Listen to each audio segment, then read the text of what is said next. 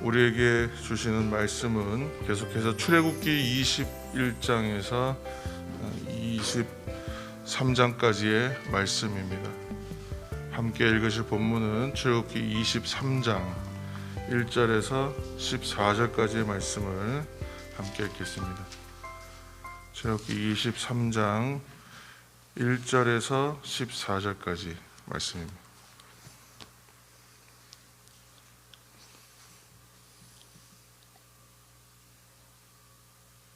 1절에서 14절입니다. 23장 1절에서 14절까지의 말씀. 23장 1절 너는 거짓된 풍설을 퍼뜨리지 말며 악인과 연합하여 위증하는 증인이 되지 말며 다수를 따라 악을 행하지 말며 송사의 다수를 따라 부당한 증언을 하지 말며 가난한 자의 송사라고 해서 편벽되이 두둔하지 말지니라. 내가 만일 내 원수의 길 잃은 소나 나귀를 보거든 반드시 그 사람에게로 돌릴지며 내가 만일 너를 미워하는 자의 나귀가 짐을 싣고 엎드러짐을 보거든 그것을 버려두지 말고 그것을 도와 그 짐을 부릴지니라. 너는 가난한 자의 송사라고 정인을 굽게 하지 말며 거짓 일을 멀리하며 무죄한 자와 의로운 자를 죽이지 말라. 나는 악인을 의롭다 하지 아니하겠노라.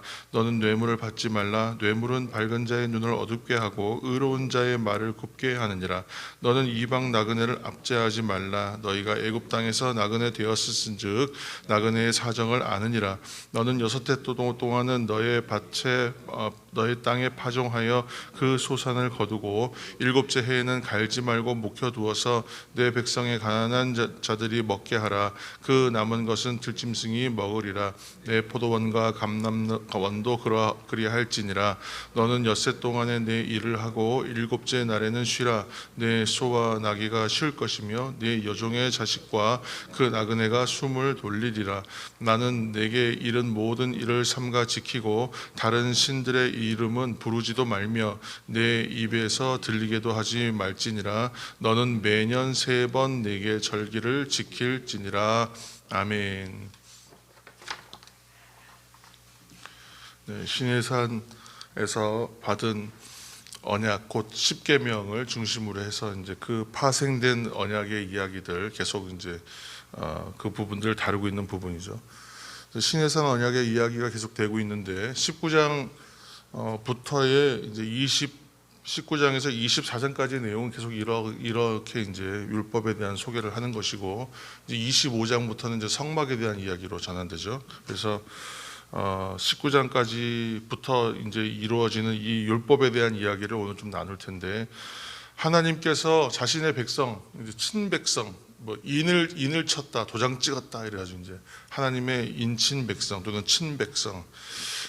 어렸을 때 교회 학교에서 하나님의 친백성이라고 이제 아마 그 전도사님이셨나 이렇게 설교를 하셨던 것 같아요. 하나님의 친백성 그랬는데 하나님의 친백성이 뭐지? 이제 어린 마음에 그랬던 것 같아요. 그 기억이 참 오래 남아 있는데 하나님께서 친백성 삼으신 것이죠. 그래서 자기의 백성 삼으신 이스라엘과 언약 관계를 맺으실 때에 그 대표적 율법으로서 도덕률이기도 하고 이 10계명을 주셨어요. 그래서 이 10계명을 대표로 해서 언약의 법들을 주셨다. 이 부분들을 설명한 것 상세하게 좀 더 풀어놓기 시작한 것이 오늘 21장에서 23장입니다.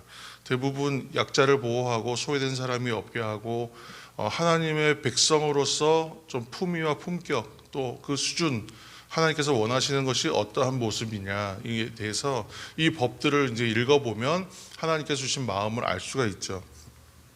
출애굽 3개월 만에 도착한 시내 광야에서 모세가 하나님의 산으로 불린 시내산 또는 호렙산으로 나아가서 하나님의 언약을 받습니다. 이 시내산 언약은 사실 하나님께서 아브라함에게 복 주시겠다 하셨던 축복의 그 내용의 연장선상이에요. 그러니까 앞에 있던 언약들이 다 상쇄되고 없어지는 것이 아니라 그 언약을 좀 더 공고히 하고 확대하는 의미로 이해하면 되겠습니다. 그래서 그 언약을 이제 하나님께서 공식화시키신다. 이제 공식화시키신다. 그래서 이스라엘은 하나님의 백성됨을 하나님께서 이제 공식적으로 인정하시고 이제 세상 가운데에 이들은 이제 하나님의 백성되고 이들의 하나님은 또 하나님 되신다. 이것을 세상에 드러나게 되는 이야기가 이제 나오고 있는 것입니다. 그러니까 신해산 언약 곧 이제 율법입니다. 율법은 하나님의 조건 없는 구원, 그리고 하나님께서 베푸신 놀라우신 은총, 이것에 대해서 그러면 백성들은 어떻게 응답해야 되는가? 하나님의 은혜를 받고 하나님의 구원 받았는데 그러면 우리도 무언가 백성들 응답해야 될 거 아니에요. 자세가 있어야 될 거 아니에요. 그래서 그 응답과 자세는 어떠해야 되는가를 규정해 놓은 거예요. 이렇게 하면 좋다, 이렇게 하면 된다는 것이죠. 그래서 언약에 대해서는 하나님께서 원하시는 것은 하나의 주제입니다. 사실은 순종입니다. 근데 순종을 그냥 모르고 하는 것이 아니라 알고 했으면 좋겠고, 순종을 억지로 하는 것이 아니라 스스로 했으면 좋겠다라는 것이 하나님의 뜻이 다 담겨져 있어요. 그래서 이렇게 행할 때에 이스라엘은 어떻게 되냐면 하나님의 소유가 되고 제사장 나라가 되고 거룩한 백성이 된다는 것이죠. 그래서 신해산 언약은 구원받은 하나님의 백성의 삶의 규범, 신해산 언약, 이 율법은 하나님께서 구원받은 백성이 어떻게 살아야 하는가에 대한 삶의 규범을 적어놓은 것이다. 십계명이 가장 기본적인 도덕률이고, 제사제도에 대한 것을 의식법 또는 백성 간에 있는 일상생활에 통용되는 것을 민법적 규범, 이렇게 할 수 있어요. 이거 좀 더 세분화시키면 율법에 대해서만 얘기해도 우리가 아마 굉장히 오랜 시간 써야 됩니다. 아무튼 이 율법을 하나님께 주시는 뜻을 이제 오늘 좀 정리하고 은혜를 받고자 하는데, 이스라엘이 하나님의 선택된 백성이다, 이걸 드러내는 거예요. 그러니까 누구누구는 누구누구의 자녀다, 어느 가문이다, 이런 것을 드러내는 표시들이 있잖아요. 그래서 보통 우리 어렸을 때 그 학교에서 이제 과제를 내주는데 자신의 집에 가훈을 적어오라 그래요. 가훈을. 제가 어렸을 때 그랬거든요. 가훈 적어오라고.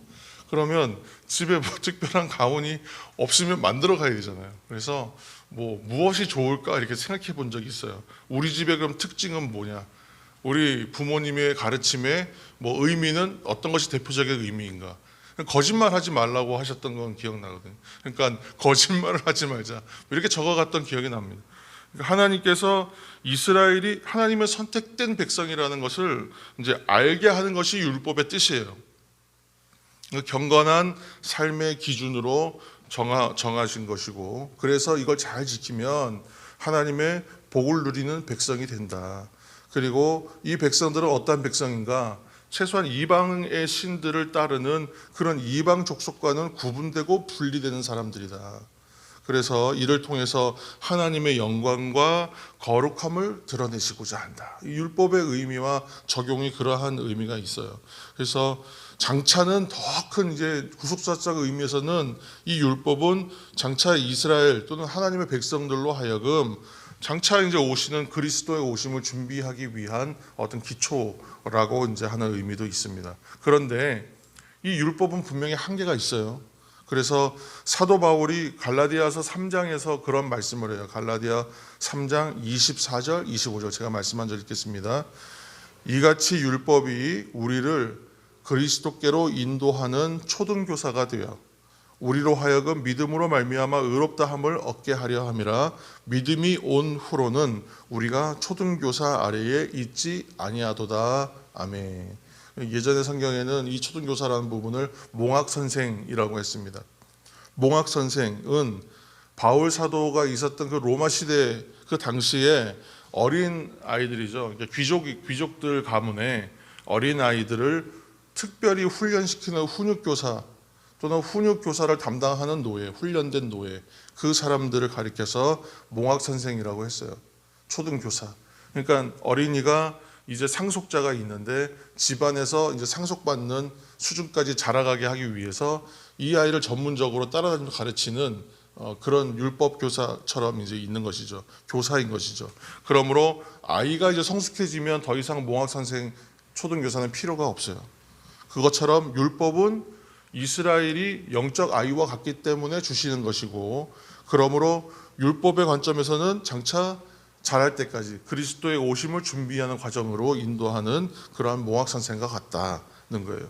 근데 중요한 거는 율법이나 또는 초등교사라고 얘기한 이 부분이 뭐가 오류가 있거나 그런 것이 아니라 이 자체가 잘못됐다는 것은 아니에요. 율법도 또는 초등교사도 잘못한 것이 없어요. 그 자체로서는 상당히 좋은 거고 옳은 것이죠. 그런데 이 표현할 때 제가 뭐라 했냐면 율법 아래에 있다 그랬어요. 율법 아래에 있다. 그래서 율법 자체가 잘못됐다는 것이 아니라 율법 아래에 있는 것이 잘못되는 거예요. 왜냐하면 율법 아래에 계속 있으면 안 되거든요. 율법에 계속 있으면 안 돼요. 왜냐하면 이 초등교사가 가르침을 받는 자리에 영원히 있을 수는 없어요. 자라야 되기 때문에 어느 때가 되면 버려야 되거나 내려놓아야 할 때가 있어요. 더 이상 율법 아래에 영원히 머물 수는 없다는 거예요. 오늘 이제 찬송을 죄에서 자유함을 얻게 하면, 죄에서 자유를 얻게 하면, 왜 이제 이 찬송을 불렀냐면 오늘 찬송처럼 율법으로는 죄에서 자유함을 얻을 수가 없기 때문에 그래요. 한계가 있다는 겁니다. 율법으로는 우리가 의에 이를 수가 없어요. 율법으로는 생명에 이를 수가 없습니다. 결국 구원받은 성도들은 더 이상 초등교사의 가르침이 필요 없는 자리로 나아가야 되고 나아가게 됩니다. 완성을 향하여 나아가는 성장과 성숙의 자리가 바로 그 자리죠. 그래서 요한복음 1장 17절 말씀 제가 한 절 더 읽을게요. 요한복음 1장 17절. 율법은 모세로 말미암아 주어진 것이요 은혜와 진리는 예수 그리스도로 말미암아 온 것이라. 아멘. 그렇게 고백했어요. 그것처럼 한계가 있는 것이에요. 성도 여러분, 오늘도 우리를 의롭다 하시고 구원과 영생의 생명을 주시는 그리스도 안에서 감사와 은혜로 충만하시기를 축복합니다. 오늘도 그래서 기쁨과 평안의 하루가 되기를 다시 한번 예수님의 이름으로 축복합니다.